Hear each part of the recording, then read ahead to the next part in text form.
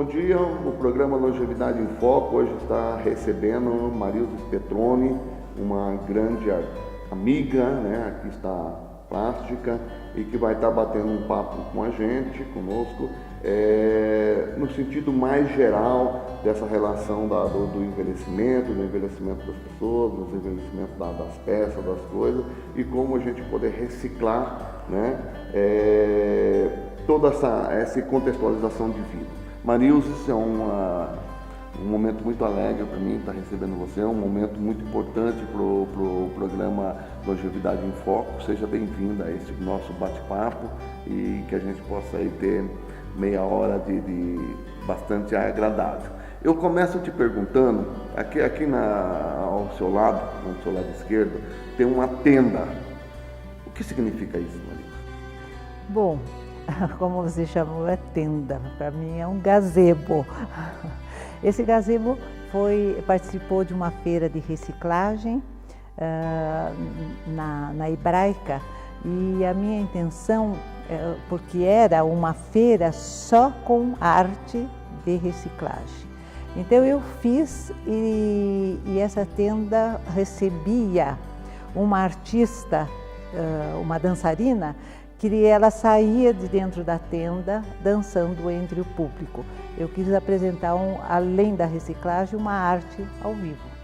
Que bacana. Interessantíssimo, né, esse nosso começo de conversa, falando da reciclagem.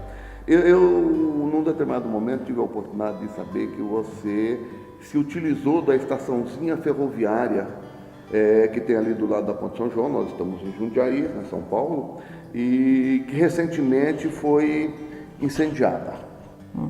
O que significa para você, Marilza? Para mim foi assim uma tristeza grande, porque ali tinham muitas recordações, né, as minhas lembranças. Logo que eu soube do caso, eu digo, puxa, quanto eu utilizei aquela estaçãozinha, porque logo que eu me formei, eu peguei uma escola em Currupira. E então eu descia ali a Torres Neves, pegava o trem, ia até Currupira e depois voltava, descia ali mesmo. Então foi uma coisa assim bem triste para mim. Como era a Jundiaí dessa época? Porque suponho que de trem é uma coisa bem nostálgica, ia ver na janelinha, e naquele tempo, faz pouco tempo, viu, gente? Tenha calma. Era meio a São Paulo que ainda tinha neblina, né? Porque hoje o tempo está tão mudado. Era o desenho, né, do que a gente enxerga, essas coisas, está tão mudado, né? A mudança em todos os sentidos não param. E a gente vai acostumando, porque isto é lento e rápido ao mesmo tempo, porque é lento diante dos nossos olhos, mas por tempo é uma coisa em segundos, né? E Jundiaí era uma cidade muito aconchegante, a gente vivia intensamente na época da juventude, né, com muitos amigos, diferente da Jundiaí de hoje, que é meio impessoal, vamos dizer assim. Legal. Como que eu trago essa relação do gazebo ou da tenda, né? Esse processo de reciclagem, essa imagem que você tem da estaçãozinha, junto com essa imagem que foi se formando ao entorno desse trajeto que você fazia, para a vida. Como que é você viver nessa relação maluca hoje que se tem das pessoas pouco se encontrando, pouco se vendo, pouco se falando? A vida mudou muito, apesar de que a comunicação é intensa, porque hoje em dia, através da tecnologia, nós estamos comunicados com o mundo. Eu costumo dizer que a gente sofre e se alegra com todos os acontecimentos do mundo. E isto sobrecarrega demais os nossos sentimentos, certo? Porque nós sabemos uma notícia acontecendo no Irã, na Síria, nos Estados Unidos, e aquilo faz parte do nosso dia a dia, embora esteja tão distante. E isso faz com que o nosso tempo seja ocupado com pensamentos que não são a nossa realidade do dia a dia. Mas você falou de sentimento, né? Esse volume todo, essas coisas todas, a informação que chega tão distante, não te torna o sentimento mais frio, uma coisa mais gélida? Eu não digo que seja frio, mas vai caindo no contexto, né? Perde qualidade? Perde. Porque uma notícia mais forte, você fica com aquele sentimento dolorido, porque nós sentimos dor quando acontece uma coisa ruim, seja lá para quem for. Isso é natural do ser humano. Mas na segunda, terceira, você já vai caindo no contexto.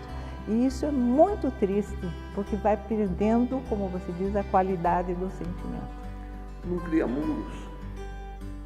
As pessoas não ficam mais dentro de casa? Tem pessoas que criam muro, outras não. Outras se integram e vão à procura cada vez mais desses saberes.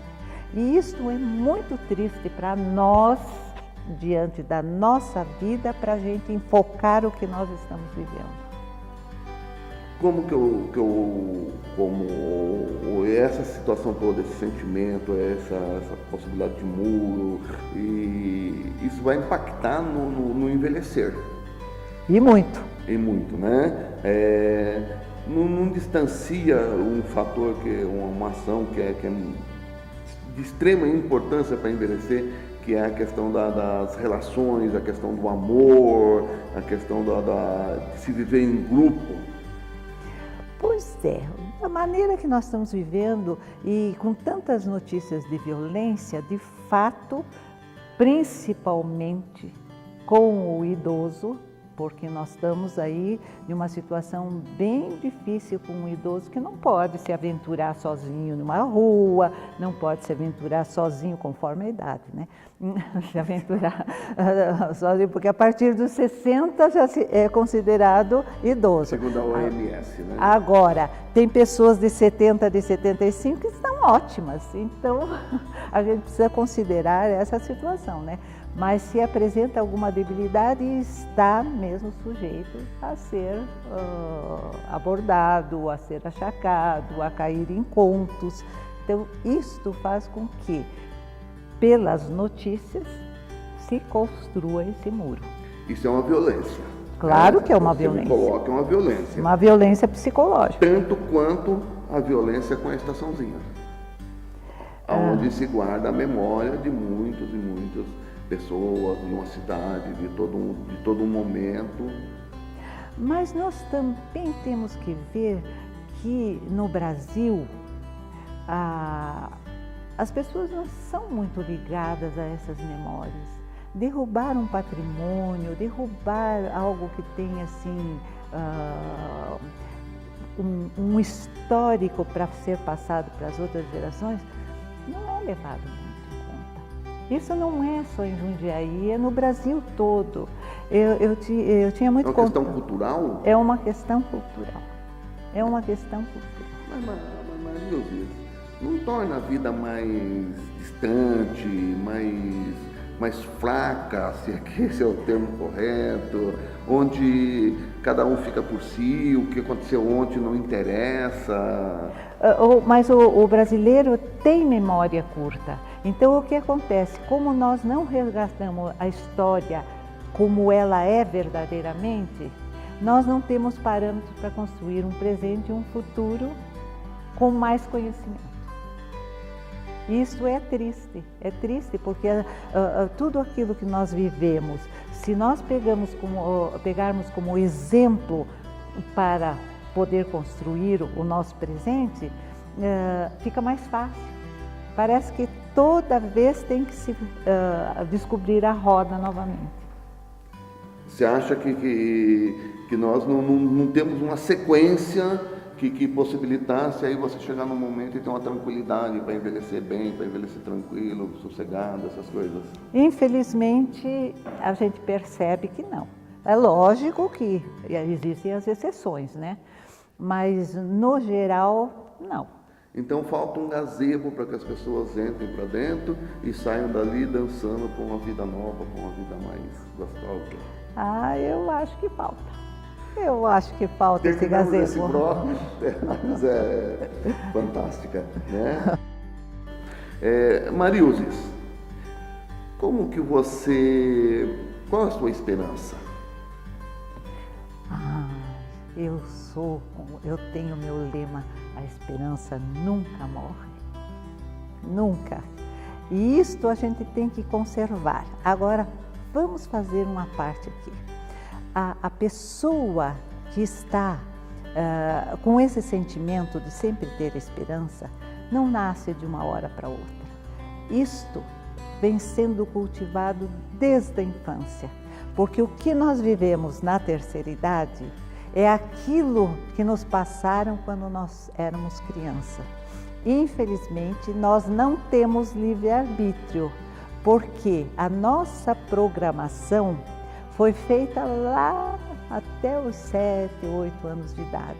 E com aqueles ensinamentos que estão registrados no nosso inconsciente, eles já nos dão a resposta exata para tudo, independente de você dizer eu quero ou não quero. Embora você tenha a impressão de que você tomou atitude, mas não foi. O inconsciente é que determinou o que você tinha que fazer, responder, ou a atitude que teria que tomar, de uma maneira assim tão sutil que você acha que tomou essa iniciativa. Então você está me colocando que nós temos ciclos. Exatamente. E ciclos bem determinados. Ciclos de 7 anos. 7, eu diria assim, 7, um pouquinho mais, um pouquinho, de acordo com cada um, porque nós não somos uma padronagem. Nós somos pessoas que têm a flexibilidade de ter essas estações, vamos dizer assim, um pouquinho menos, um pouquinho mais, mas mais ou menos segue esses 7 anos. Eu vou bater nessa ideia da reciclagem. Vamos então lá. Eu consigo me reciclar a cada 7 anos? Não é bem nesse sentido. Você consegue mudar se você tiver conhecimento de como você foi feito. Eu tenho um ditadinho que fala assim: nós pensamos que somos o que queremos, mas nós somos o que nos fizeram. Para sermos como nós queremos, nós temos que saber como nos fizeram. E este saber como nos fizeram, nós temos que ter uma ligação muito íntima com os nossos pais, com os nossos avós. Mesmo que eles já tenham falecido, os avós, os pais podem passar essa informação. Porque nós temos no nosso DNA tudo que a humanidade já passou. Só que, como diz na Bíblia, as maldições se perpetuam por 7 anos, mas as bendições também. Então nós temos que conhecer os dois lados. Normalmente se ressaltam as qualidades e não se fala dos problemas, daquilo que os nossos antepassados passaram. Então imagine quanta coisa nós temos no nosso inconsciente. E isso vai influenciar diretamente na nossa vida durante o tempo todo. Agora, se você toma conhecimento e se propõe a não mais ter aquela atitude porque você não quer, você tem que orar e vigiar. Não quero, não faço. E quando for, eu costumo até dizer que eu fiz uma experiência com isso, que eu tinha um lixinho perto da minha mesa do escritório. Então, cada vez que eu pegava um papel, uma coisa, eu jogava ali no lixinho. Aí eu digo, deixa eu ver essa parte. Peguei e mudei o lixo. Vocês já imaginaram quantas vezes eu joguei o papel fora? Porque automaticamente eu jogava no lugar que eu estava acostumada. Da mesma maneira, é o nosso procedimento em relação à vida. Então nós devemos sair do quadradinho, vez ou outra, e buscar novos caminhos, enxergar o mundo do lado de fora, essas coisas todas, né? Exatamente, porque dentro de você buscar, vai ampliando as conexões. E isto, principalmente com o idoso, é muito importante. Você me levanta essa situação da relação com os antepassados, de conhecer de onde viemos, essas coisas todas. Eu volto na estaçãozinha. Vamos lá. Queimar a estaçãozinha matou a lembrança de muita gente, essas coisas todas.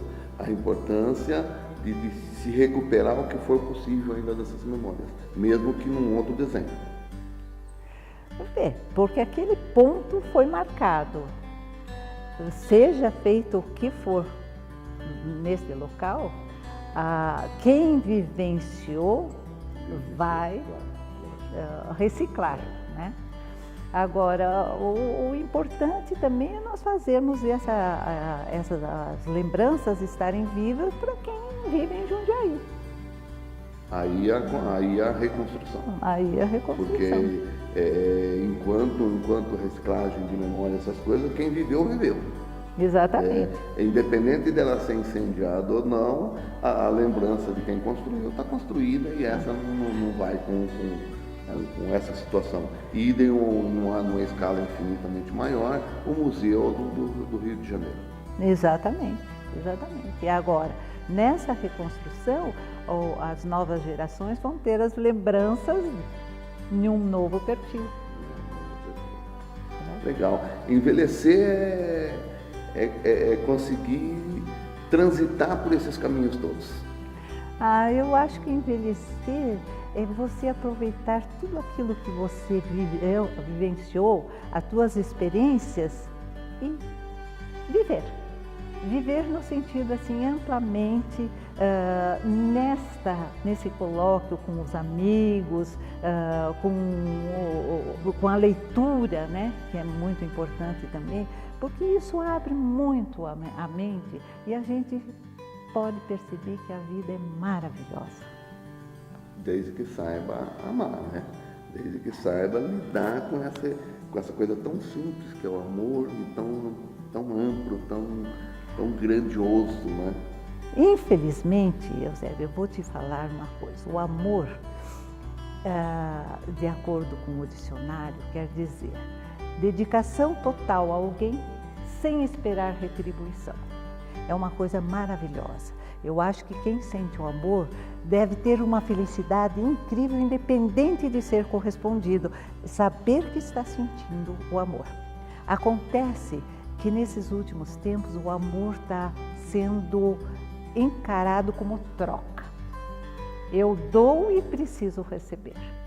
Isto até com o amor filial, porque eu já vejo muitas mães falarem assim: se você não fizer isso que eu estou mandando, eu não gosto mais de você. O que ela está ensinando? Que só se eu der e retribuir, eu vou gostar de você. Isto não é amor, isto é troca.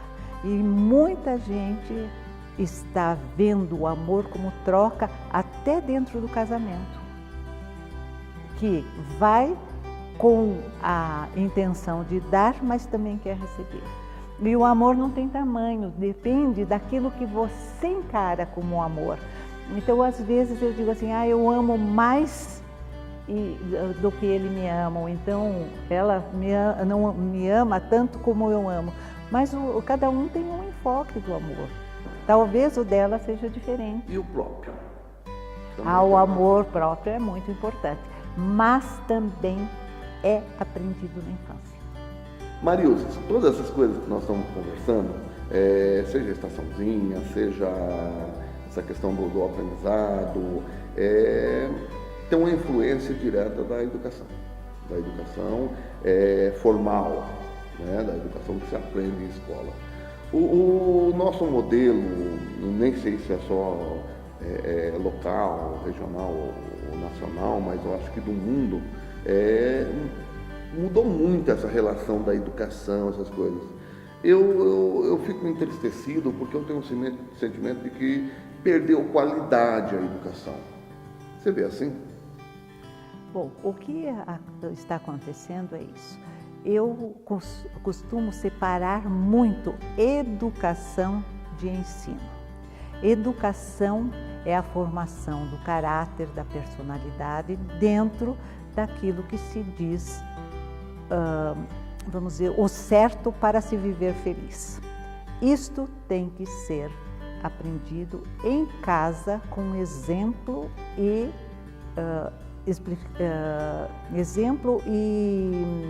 passado pelos pais.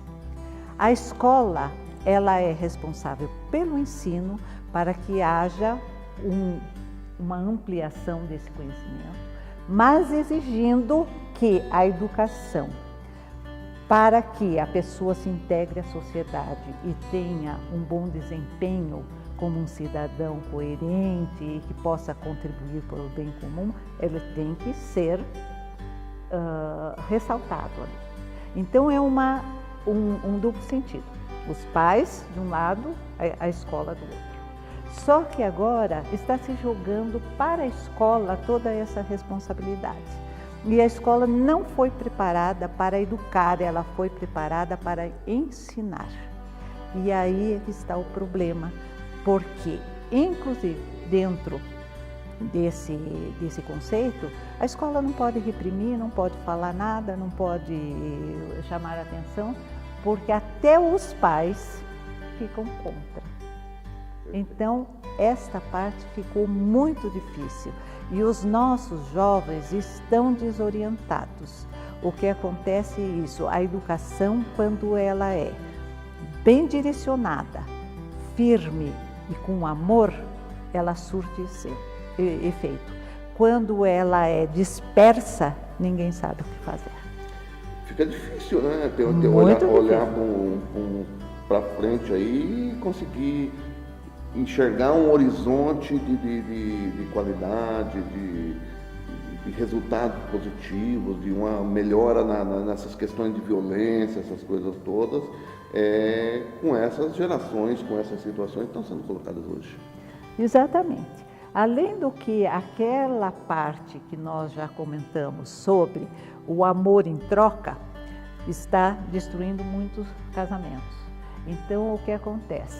A criança fica só sobre o jugo, principalmente na parte importante da vida dela, de criar os conceitos, com a mãe. Não é que a mãe esteja errada, porque ela dá o amor, ela dá atenção e tudo mais, mas a presença do pai é que vai dar segurança. E sem a presença do homem na educação, a coisa fica pela metade. Eu vou fazer uma analogia, né? Até porque não se tem mais fisicamente a possibilidade, pelo menos momentânea, né? Muda muito de pegar um trem na janelinha para poder dar uma aula num lugar mais distante, para o modelo que se tem hoje, que você acompanha, que você vê. Então, deixa eu contar para vocês. Eu acho muito pitoresco ir na janelinha vendo toda a paisagem. Quando eu chegava em Corrupira, eu andava 4 quilômetros de charrete.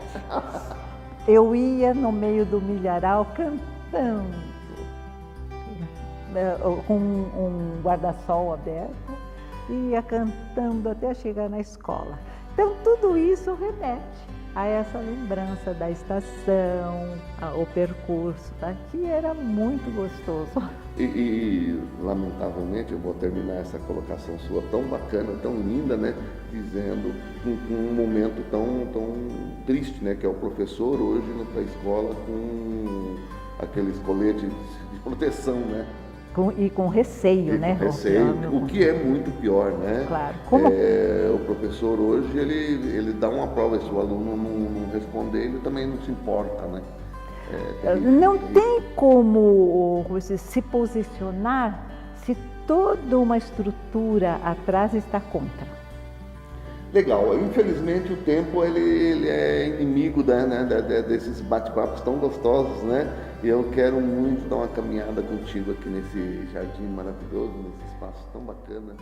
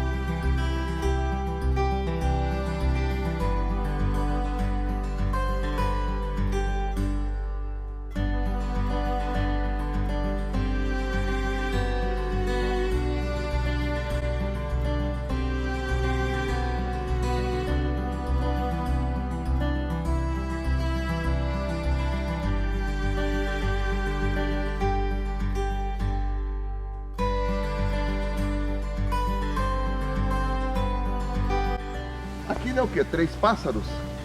3 tucanos. Tucanos, né? Mas você não sabe que aqueles tucanos eu fiz que é molde de sapato. É. Aí quando eu vi, eu digo, ai, parece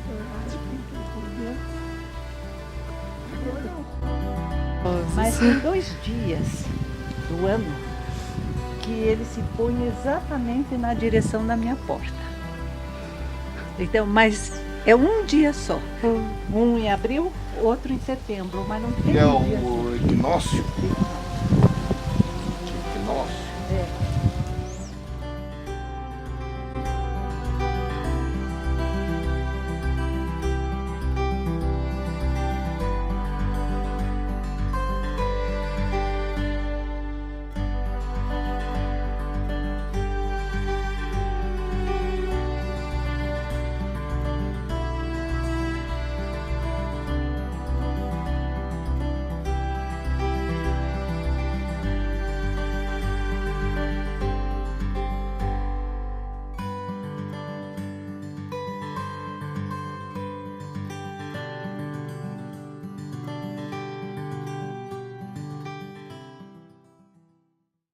Marilzes, muito obrigado.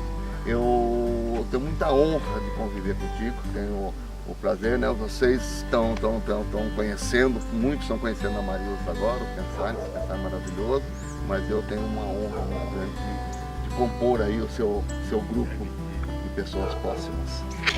Eu é que agradeço essa participação, de poder passar para o Eusébio um pouquinho do meu pensamento.